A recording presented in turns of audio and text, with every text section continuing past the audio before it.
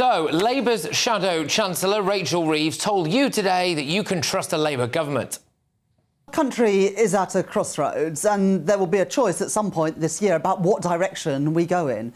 And it's a choice between another 5 years of chaos and instability with the Conservatives, like we've had for the last few years, or stability and security, which is what I offer as Chancellor of the Exchequer. Well, we know what a Labour government looks like, don't we? It looks like Wales.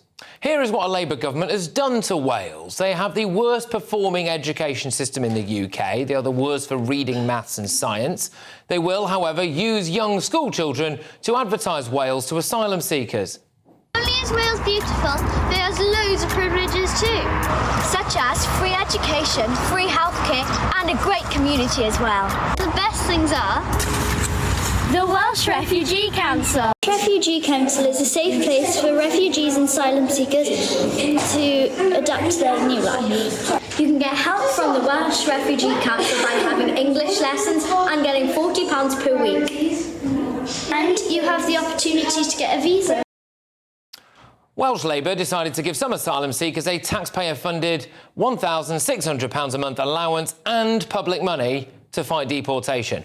The Welsh NHS is a joke. More than 30,000 people have waited more than 2 years for treatment. One of the country's biggest health boards has been in special measures for 6 of the last 8 years, plagued by chaotic mismanagement. It's been through 7 chief executives in 13 years and 4 since 2019. At one point, it was paying a cost-saving consultant nearly £2,000 a day for 9 months in a deal that allowed him to work from his villa in Marbella.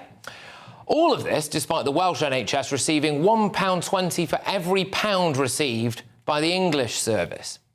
Welsh Labour have an obsession with wokery. In 2022, the Taxpayers Alliance found Mark Drakeford's government had spent almost £9 million on woke jobs, which it defined as those with one of these words in the title: equality, diversity, inclusion, well-being, carbon, net zero, climate, race, LGBTQ+, sustainability, green, culture or art.